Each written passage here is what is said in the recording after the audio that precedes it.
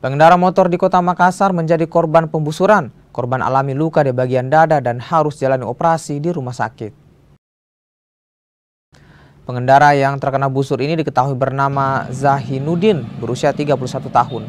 Ia menjadi korban pembusuran oleh orang tidak dikenal saat melintas di Jalan Cakalang pada Selasa malam.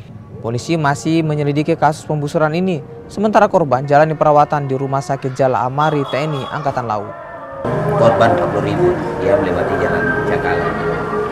Nah, kemudian sampai di perbatasan jembatan kanal sana, dia merasakan ada sakit di dadanya, kemudian dia kembali ke rumahnya.